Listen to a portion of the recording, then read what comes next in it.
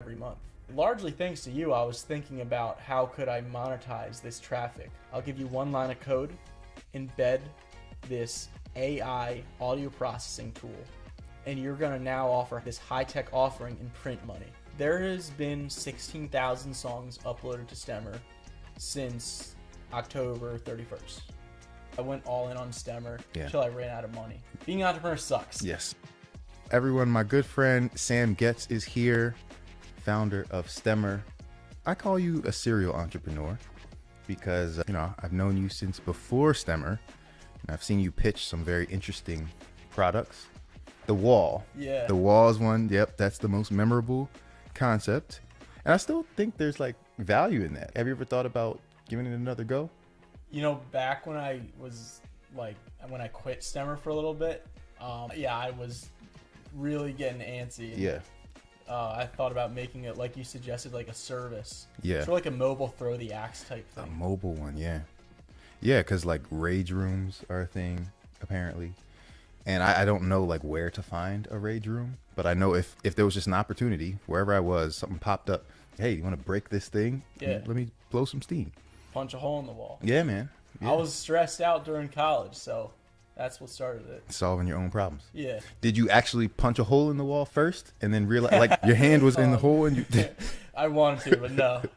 Got you. Yeah, I was living in the dorm. Got you. Bad. Okay. So you were just like, I wish I could punch a hole in the wall. Yes. Let me figure out what I could do about it. Yeah. Got it. I am curious because I've not yet heard you introduce yourself. So when you're out in the world, just like networking, how do you introduce yourself? I help musicians earn a passive income by letting them sell high-tech music filters to their audience. Gotcha. Yeah, that's what I know you for. And I definitely understand how it depends, like where you're at. Do you find yourself networking in your industry a lot or just going out to general, more startup type networking events? When I go to networking events and meetups, it tends to be more general startups, mainly because industry-specific events aren't too common. There's one in Lancaster, PA, actually, today and tomorrow, but I'm not going out. It's a whole conference. For music? Yeah, a music conference, yeah. Gotcha. Next time it comes around, we might have to take a road trip because I have friends that have moved out to Lancaster, and they're telling me how jumping it is. Oh, yeah. Like, how jumping could Lancaster be? But apparently it's got a lot of stuff going on. This conference is there. Yeah, so it's a music festival, too. Yeah. Okay, sweet. So performers and things. Anyone you know?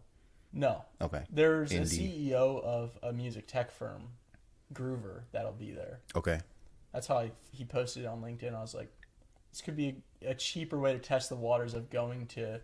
Because it's other music tech conferences are expensive and take flights. Yeah. But this was would have been a good chance, especially to try out that sales channel. Yeah.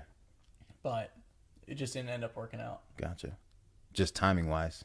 Partially timing, I couldn't get off work. Gotcha. Largely that, but also I was thankfully, I'm a little busy right now trying to serve my current customers. I'm let's not try and explore a sales channel right now. Gotcha. Before we get into Stemmer, because I would love to hear about the growth. You got more customers to focus on. It's keeping you busy. But you just mentioned something about having a job and being a founder at the same time. Yeah. So can you just explain a little bit about, what do you do on the side, if you're comfortable sharing that? Definitely. And just, how do you balance both of those things? Yeah. And that pitch I have that. Okay. Because I pitch it for a living. So I work for a startup from Penn called The Rounds, and it's like a modern day milkman. All your groceries go in glass jars. They e-bike to your place and take back the empty jars to wash them. My role for them is a sales role. I go to apartment buildings in the morning, give out bagels, and get people to sign up for the app. I haven't seen you outside this apartment building just yet, so got to come through. Yeah, now you know where it is. No excuse not to be here. No excuse. And we love bagels around here. You have plenty of extra sometimes, too. Right on. Okay, so you got that. And how many hours do you commit to that? I do about 20 hours a week. That's pretty good, yeah. And yeah, it's good. I wish I took on a part-time job sooner. Before I was doing this, I went all in on Stemmer until I ran out of money. And it's nice having a job for multiple reasons, especially this job, because you get to talk to a lot of people and instead of just being in my room, just working all day and maybe sometimes feeling guilty for taking any time off, taking a break.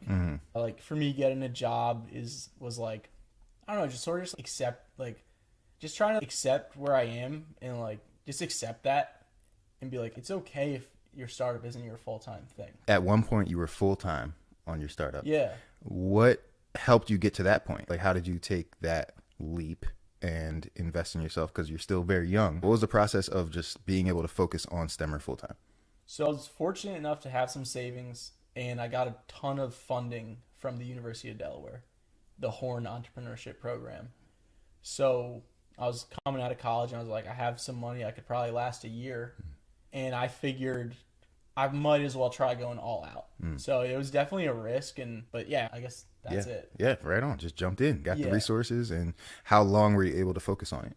But even though I only had enough runway originally, because I wasn't even making money. So I was like, I'll last 12 months before I run out of money. But I did start to make more money. So I ended up doing it full time for maybe 18 months, I think. And then I made some choices in the business that sort of led to me running out of money, but I was running out of money no matter what. Either way, yeah, for sure. So then did you find this job like on a job board? Did somebody tell you about it? Yeah.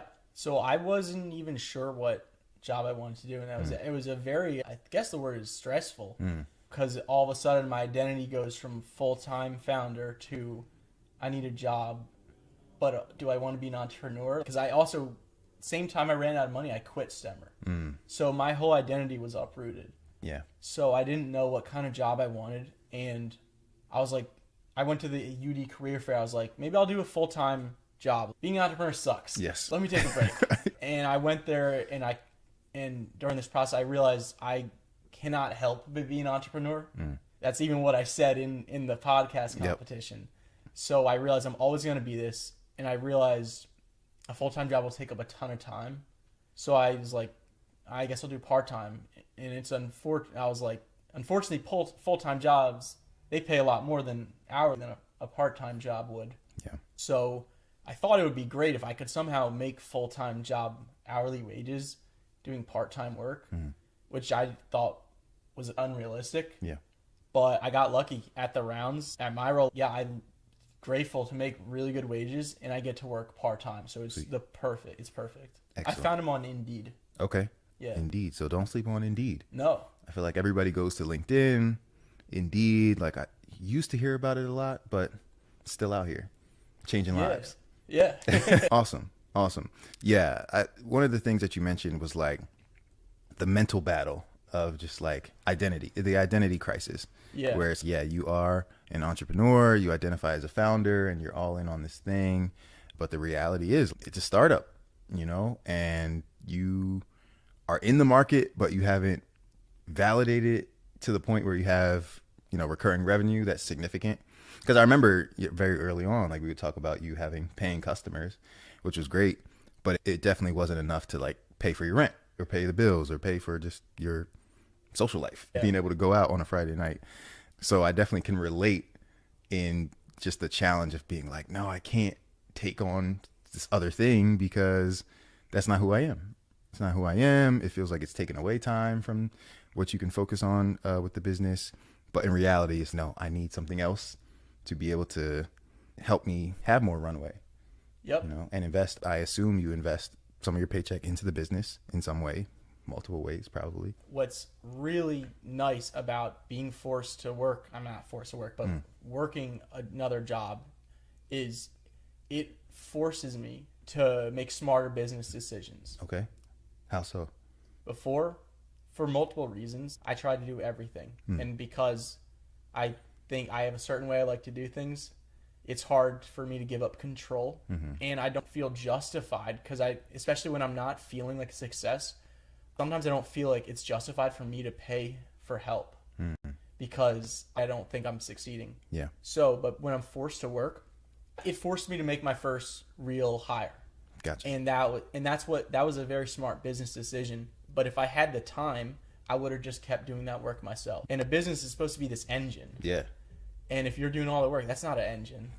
No, you hit it right on the head. That's it. And it is interesting that getting a job outside of the business would lead you to that insight. Yeah. But it's a blessing. It's now, I'm sure, like looking back, you're like, yeah, getting a job was the best thing I could have done at the time. I wish I did it sooner. And I'm at a point where I'm like, I wish I took on a part-time role Yeah, sooner. okay.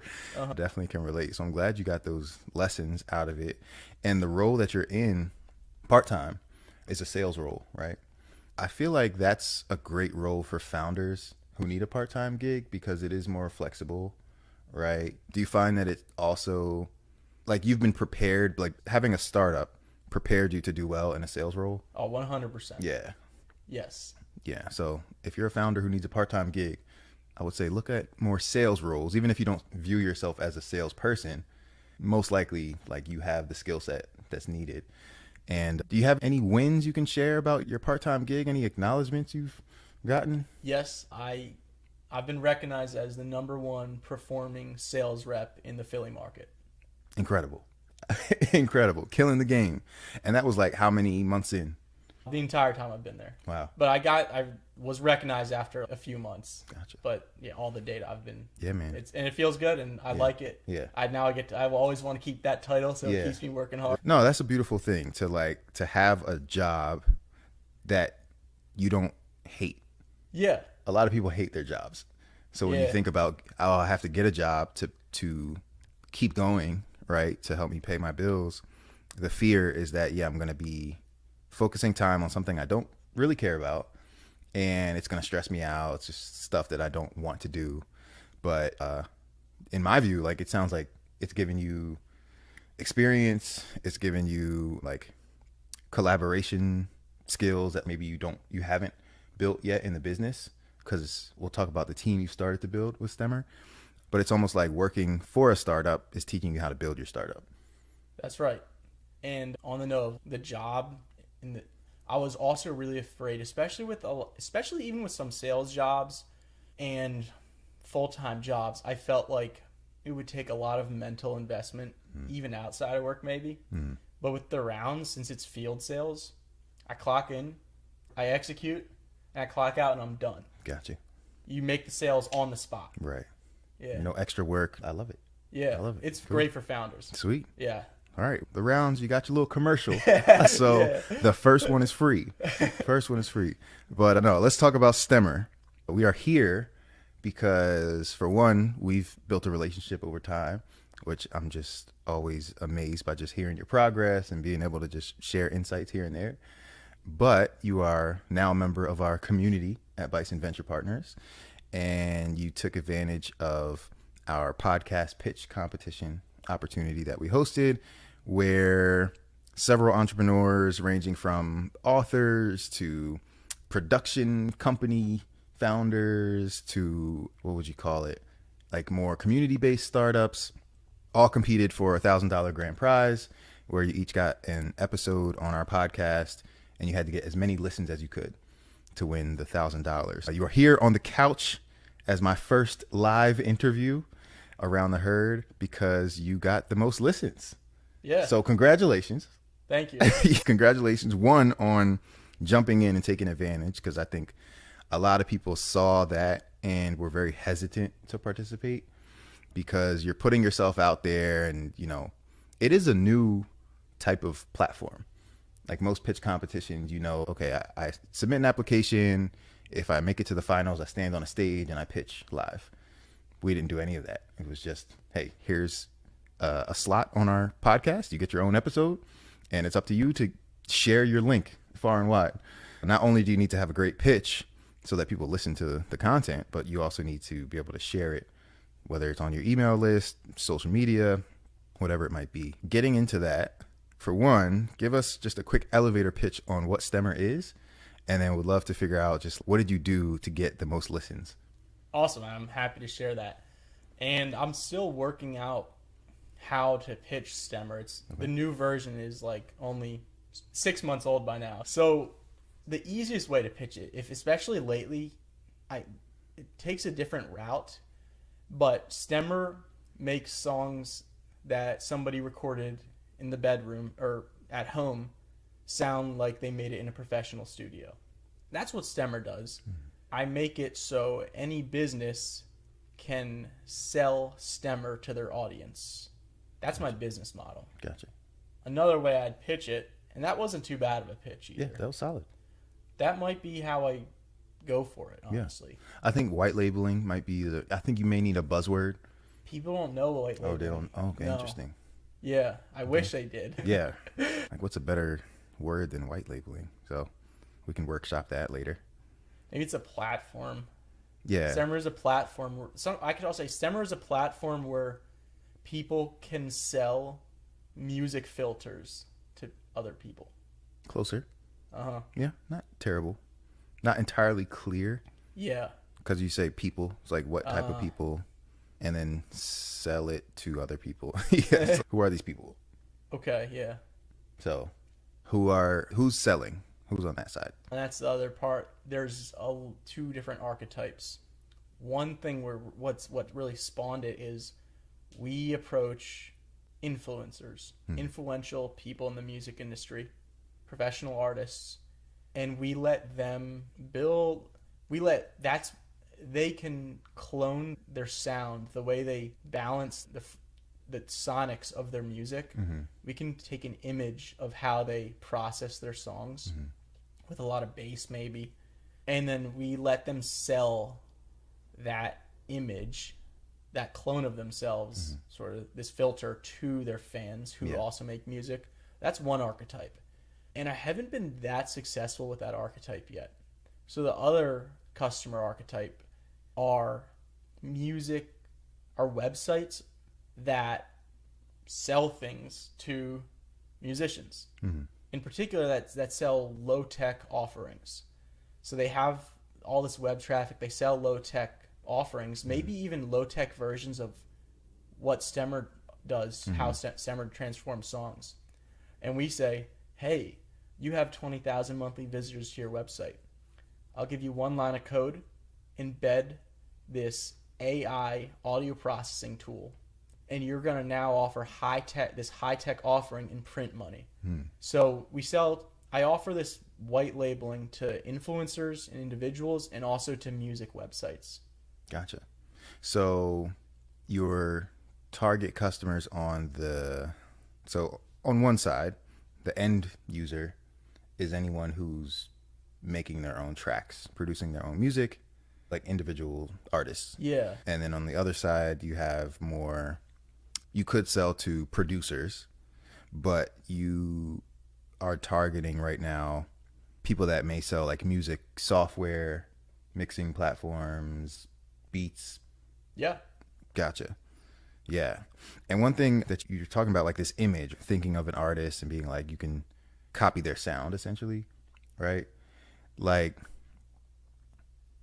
at one point in the early days of the iPhone, there was this like T-Pain app where anybody could sound like T-Pain, because it was like it was like an auto-tune like setting, right? Okay, yeah. Yeah, so it's like they're just selling this app where you just record your voice and then the output is you sound like T-Pain. So is that sort of what one of your offerings is? You can sound like whatever artist is So we don't do voice cloning, which is a big trend. Drake just got sued for that, or is going to be, whatever. Yeah. Could have just been a marketing stunt. Yeah. He finds ways of staying in the news. Oh yeah, for sure. Yeah. We don't do voice cloning. It's not that depth, but it is similar. Let's say where Drake is our white labeler. Does he have a lot of bass in his music? Then with his filter, you're gonna have your bass the same way Drake's bass. It's a little subtle. Gotcha. It's more so the beat and like the rhythm, the vibe of the song. That's honestly that helps to hear. Okay. Yeah. It's less sound like T-Pain. It's more like sound like a Timbaland produced beat. Yeah, you could say that. Yeah. This is like a Kanye sound, right? Maybe you don't know Kanye produced a certain track, but like Timbaland, Timbaland's beats, his bass, his kicks. So I'm trying to think of another like producer. Who else is like that? Just Blaze, the Neptunes, like Pharrell. It's Pharrell. But it won't. Not exactly that. Yeah, like you won't hear this say, "Oh, this is a Pharrell master." Yeah. But it's the quality of the production. It's almost, man, I wish I had a good analogy.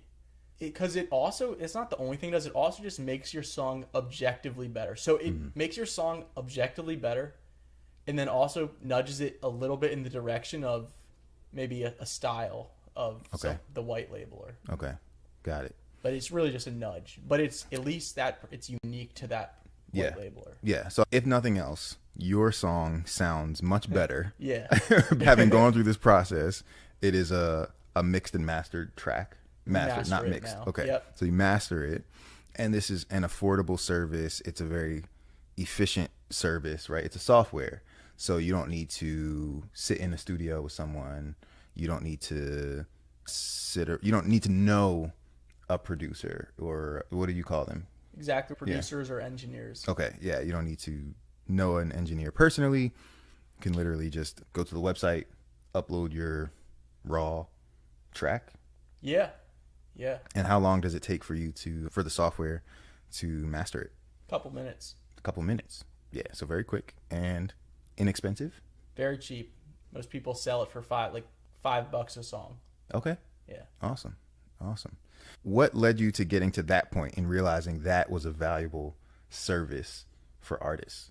Yeah. And I still do look forward to answering your question of how I won the competition. Okay. It's all good. But how did I get here? I had quit my business. You quit Stemmer? Yeah. Okay. I had quit and I was just done. But I had 1,000 people coming to my website every month. And after you quit? Yep. So with you doing nothing, people were just showing up. After years of work, I had earned some passive web traffic. Awesome. Yes. And largely thanks to you, I was thinking about how could I monetize this traffic, my audience. And prior to building this automatic mastering tool, I had tried to build a way more complex tool that does mixing and mastering. It just does way more, but it was like an invention and it didn't work. But anyway, I realized I found some open source code. All right. So I found this open source code that could do AI music mastering, automatic AI. It wasn't machine learning, but AI is, you can pretty much call most things AI. It's not a machine learning model. It hasn't been trained on anybody's data. Anyway, I found this open source code. I realized at this point, I've actually became a decent software developer. I think I could quickly integrate this to my website and start making passive income from this business that I've quit from my web traffic. Right? I don't want to start another business. I just want to make some money from this web traffic. Take advantage of what you got going on. Yeah. So pretty much I was my own end user. I was like, I have web traffic. I want to make money from my web traffic. Gotcha. Let's throw up AI mastering, see if it works. And the crazy thing is, the algorithm, it's not that amazing. In fact, when I tested it out and I sent it to my friend, my old co-founder of the company, Julian, he was like, dude, this sucks. I was like, I don't know if this is going to work. Yeah. It didn't sound great every time. So I threw it up. It started printing money. But what was special, and this was what made me a completely, still wasn't going to jump into the business, but what made me identify a unique business model was this open source code had the ability to use reference audio files to fine-tune the way it processes songs. And that's when it clicked, and I was like, imagine if every artist could sell their audience their own AI mastering. Yeah. Because AI mastering has been invented, and you just have to go there's plenty of people sell it. But the artists now, I realized I could enable artists to sell this AI mastering, have it be unique, one of one, and they make money. Yeah. Power to the people. Yeah. Yeah. That's awesome. Where are you at right now in regards to number of users for that particular service? So there has been 16,000 songs uploaded to Stemmer since October 31st. That's insane. Yeah. That's really amazing. 16,000? Yes. It's awesome. That is awesome. Yeah. Yeah.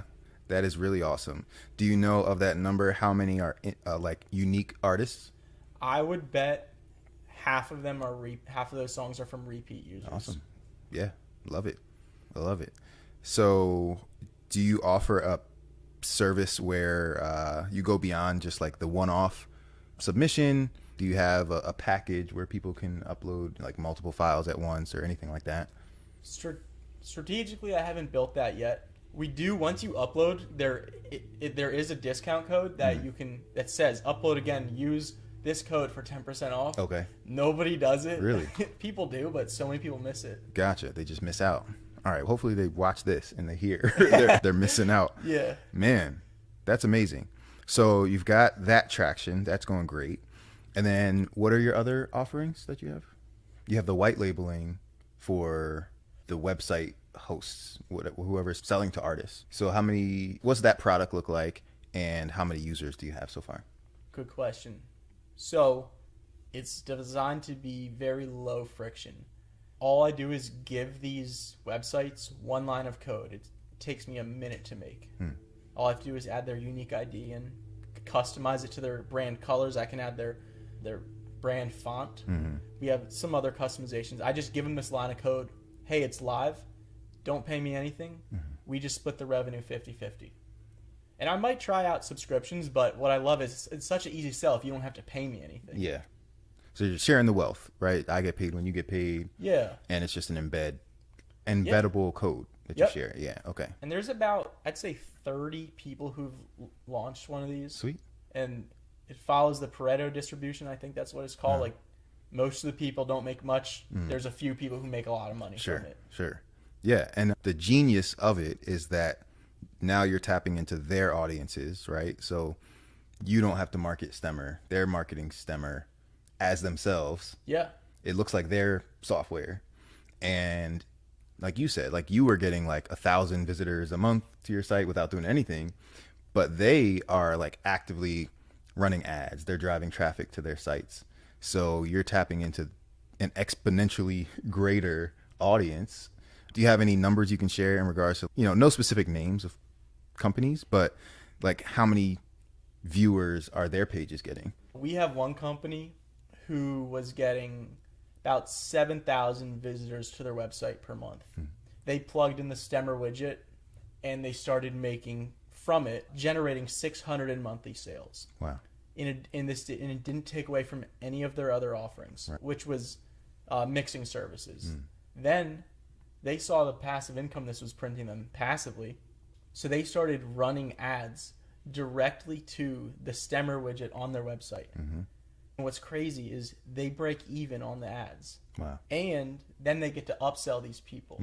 So it's a really incredible lead magnet. And that's also, I was thinking about, I might end up repositioning it like that. Yeah. And that would do crazy. Maybe it might do well on Product Hunt like that. And that's much more, because the problem with my business model is if you don't make money, I don't make money. Right. But if I position it as a lead magnet, and it's not about making money, but it's about the leads it captures you, Yeah. maybe it would be easier to justify subscription for people who don't generate much sales with it. Yeah. I love it. Because I was going to recommend, just in hearing you talk about it, it sounds like you should sell it as a lead magnet. Yeah. And also, I would really start to think about yourself as expert in this space. Not just in like the software space, but in the startup space. There's plenty of founders who like, they do their thing. That's what they know. They crush it with their thing. But when it comes to the whole like sales process, the funnel, right? The lead magnet, like everybody doesn't have that. So if you can help them understand, like, hey, you're missing out on capturing these leads because you don't have a free giveaway, or you don't have something where people can try something like really quickly, right? I think you can make a difference with that. And part of that comes from, you see the book over there, Sell Like Crazy. You put me onto that. You put me onto it. And I feel like the things that like you've invested in your knowledge and your learning. And these are just things not everyone knows. So if you can point out to them, hey, you have this problem with your flow right now. You're just missing out on capturing people because XYZ. They'll be like, yo, you're right. And since you like put me onto that, you helped me understand that, I'm more open to using your software than someone else's. Interesting. That's it. I might try repositioning it. So I've been pitching as, hey, print extra money. But some of these businesses have their own lead magnets that we're fine with, but we double the conversion rate of this lead magnet. So your lead magnet is better than twice the previous as good. one. From 7% email opt-in rate to 14% email opt-in rate with Stemmer. That's awesome.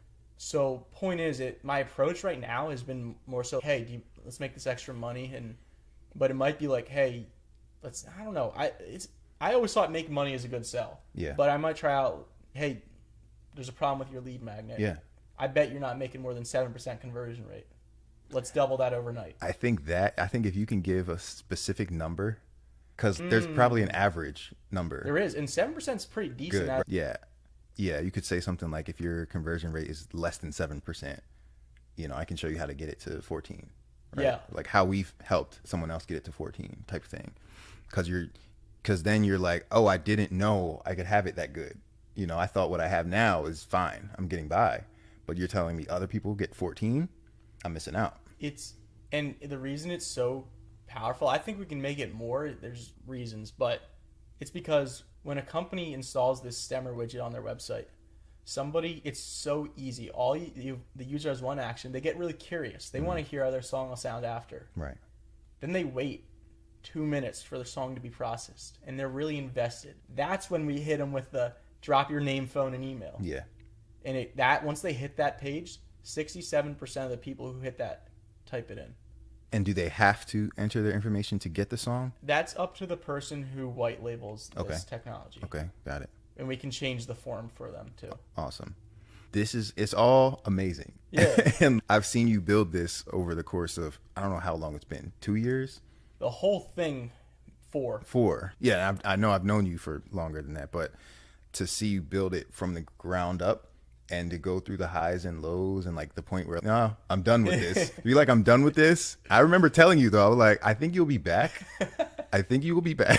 Like, I don't want you to quit it.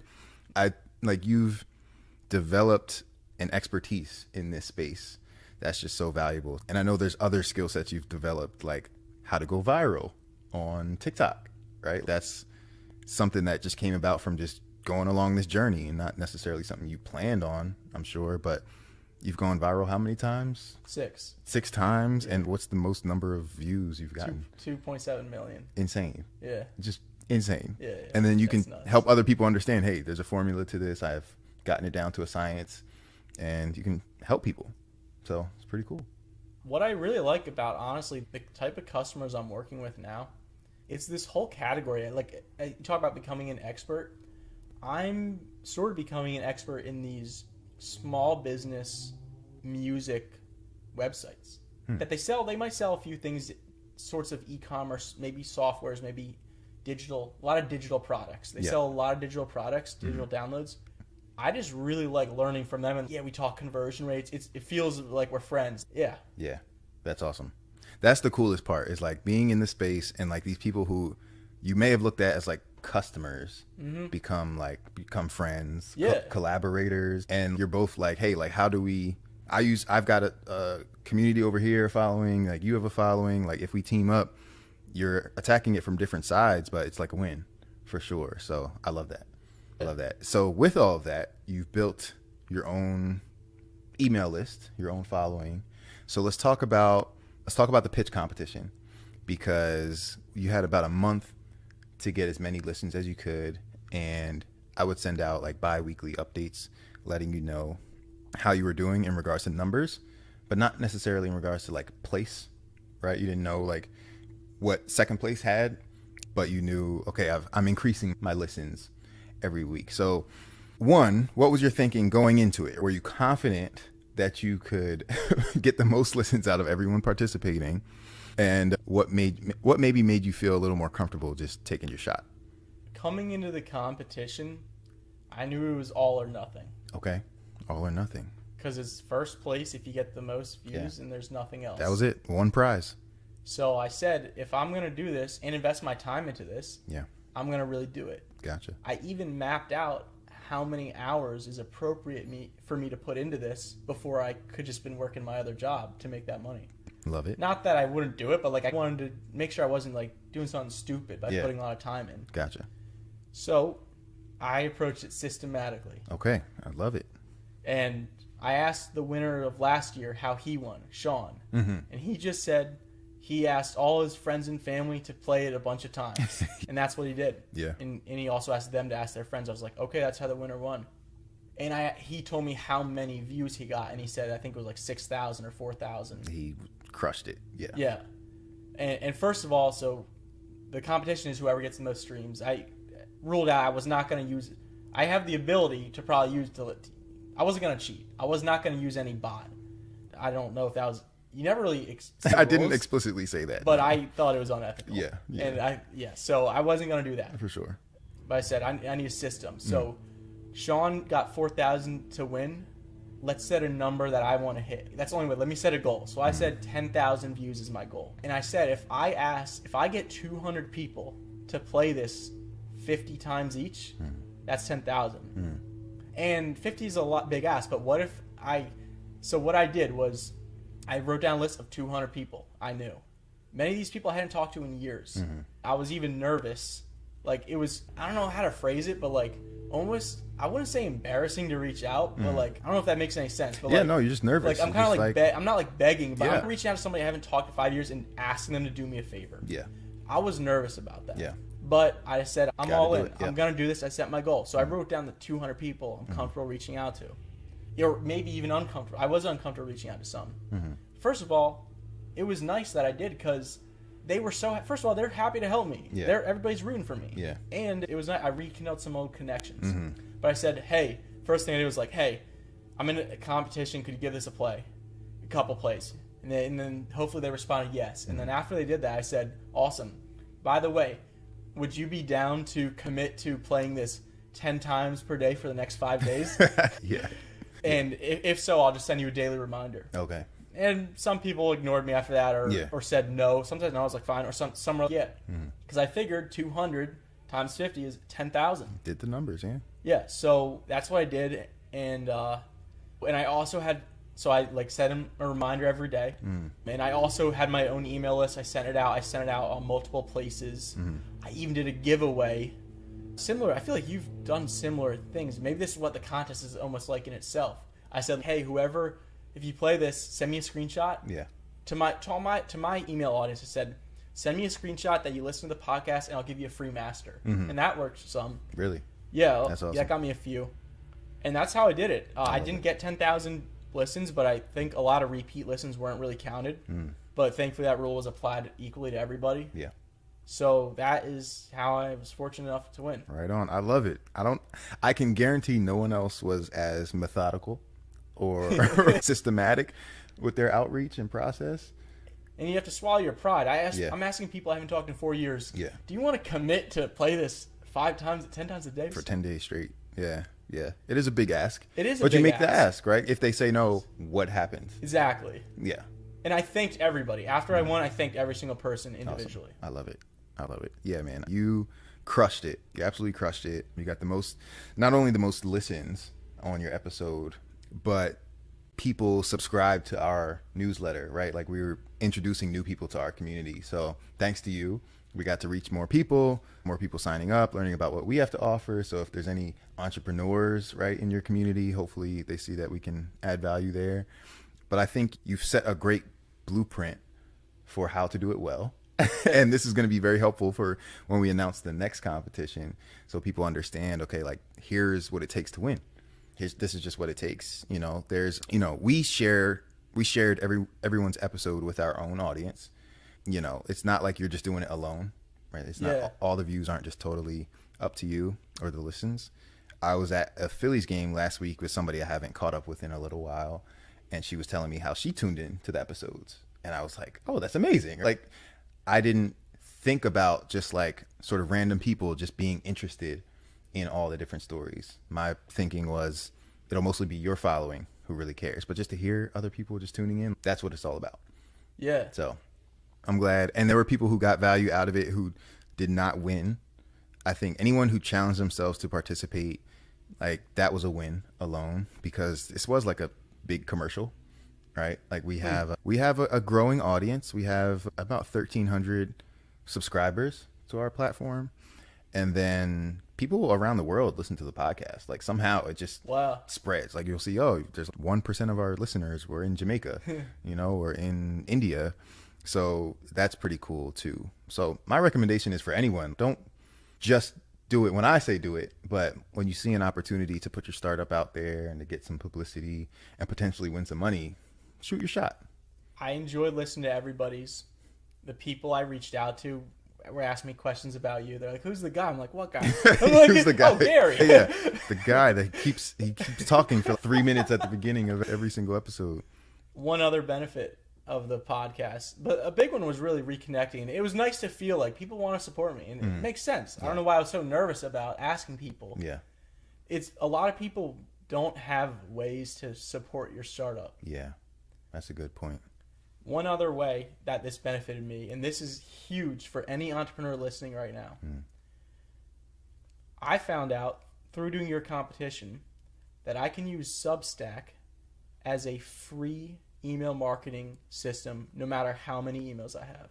So that was huge. I hadn't sent out email marketing in months because it costs so much money when you get a certain amount. Yep. And if it's not working for you, it's not worth it.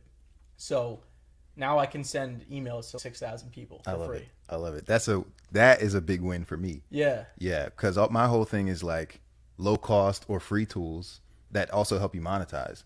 So Substack is like our platform of choice. So I did, one of the things I have to do is look back and really think through, okay, how many new people did we introduce to this platform? Because it is like a community platform. It is like a social media platform all in one, with your newsletter, with your email marketing tied into it, and your podcast. If you ever want to launch that, it can all be hosted on Substack. You just gave me like the intro to the episode. That'll be that snippet. That'll be it right there. So I'm glad you're on it. Have you been using it to publish your newsletter? I stopped because I've found my success with this business is coming from highly targeted sales efforts instead of dispersed marketing. Got it. So let's talk about that. So what does that look like for you? Does it look like hiring a sales team? At first it didn't, but yeah. So it's a process that is working. So yeah, I have a sales rep now. His name's Juan. I don't forget his last name, but he's a musician from Colombia. Awesome. And Juan's job is to identify companies, music websites that aren't too small and aren't too big that could benefit with Stemmer. And he finds their contact information. He writes them a highly personalized email. It takes the process for one person takes 7 to 12 minutes. Okay. Yeah. So it's not like that's not no email blast, right? He's right. Highly customized.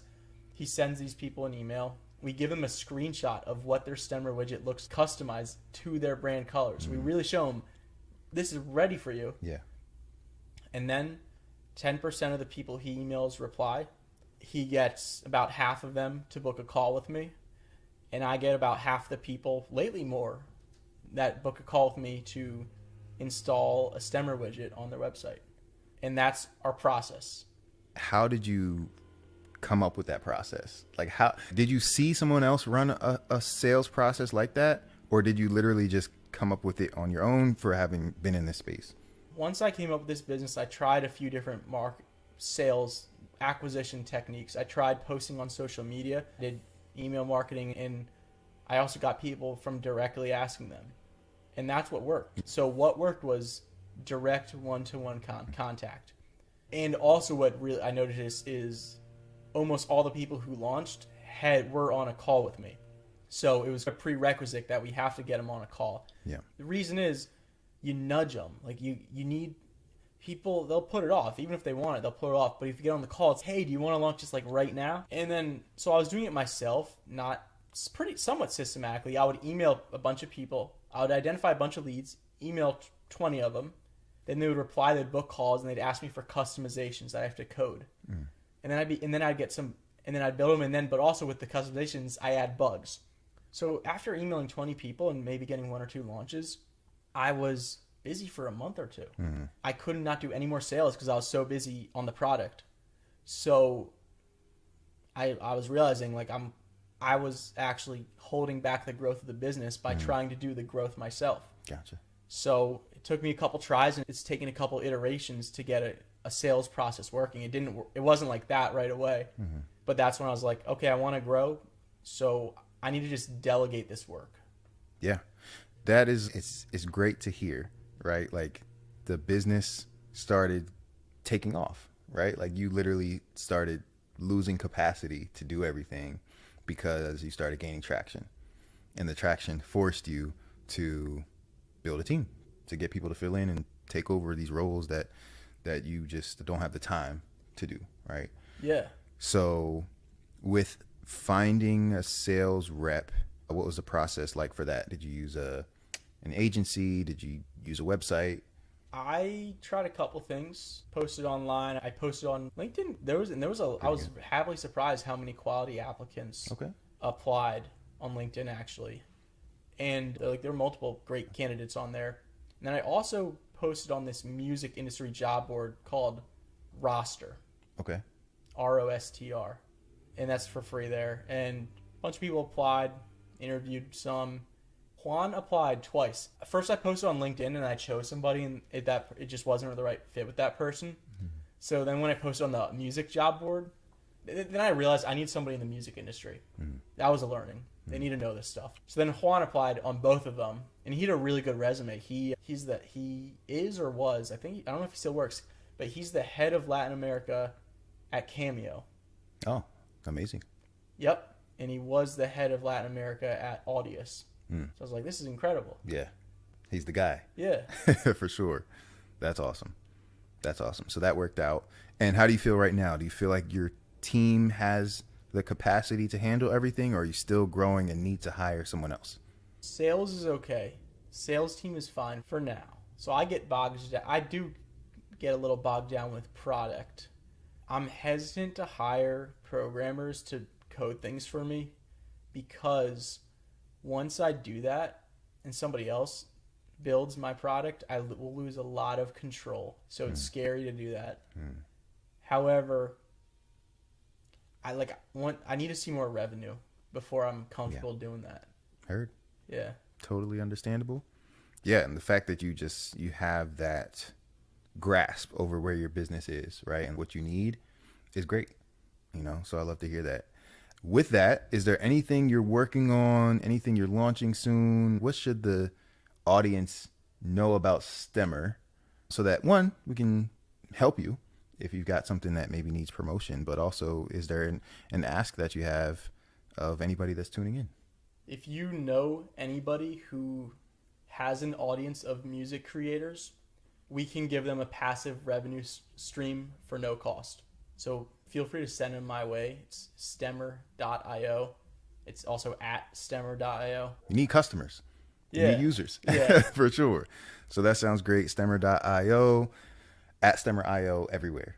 Yeah. Awesome. How about connecting with you? Do you find that you primarily are focused on building the Stemmer brand, or do you still want people to connect with you personally anywhere? Yeah, definitely. I like LinkedIn a lot. Sam Goetz, Goetz. And even though my Instagram is at stemmer.io, it's like pretty much me. Okay. Yeah, so I think that's the way to do it. Right on. Yeah, all in one. People connect with people a lot better. That's it. Awesome, man. So I'm looking forward to what comes next, all the growth. I know you had a great week this week. So just looking forward to continuing to be a part of the journey. You are absolutely one of my favorite founders to just hear updates from. And I'm, always here to share any advice or tips or anything like that. But just so you know, I'm learning from you. So I loved that book, Sell Like Crazy. We might do like a book club type of thing where we get more founders leveraging those insights and from other books too. Any resources you could recommend to any entrepreneurs listening? I will say you were the first entrepreneurial mentor I ever had. Wow. The first ever? Yeah. Wow. Man. All right. So book time with me. Yeah, exactly. Yeah. All right. Good. Great. I didn't tell him to say that. So yeah. Appreciate it. You were the first one to teach me that entrepreneurship was about solving a problem. And I've had 4 different businesses since then, but that was really cool. Yeah. So hit up Gary if you need help. For sure. Always. That's what we do. Awesome, man. Congrats again. And, you can confirm on camera for the people. You did get your money, right? I got my money. Thank you. Yes, of course, man. Thank you, because we had the most listens we've ever gotten on any of our podcast episodes. Huge spike at that point in time. So you've inspired me to organizing more of these competitions. So the community should be looking out for more of those. And we'll switch it up next time. We may do like a judging round where we have founders in the community select maybe the finalists. So yeah, we're going to keep workshopping it. And we definitely want to make sure more founders get access to resources, because it is hard to build a startup. You need money. And my whole thing is, hey, if we can make it just a little bit easier, then that's us doing our jobs. That is our episode. This is the first live recording around the herd, so appreciate you for being a part of it, and definitely going to include all your links in the episode. And yeah, man, we're going to keep it up, and we'll see where Stemmer is in a few months. I know you're going to have a lot more next time we check in. Yeah, thank you so much. Yes, This sir. was fun. Of course.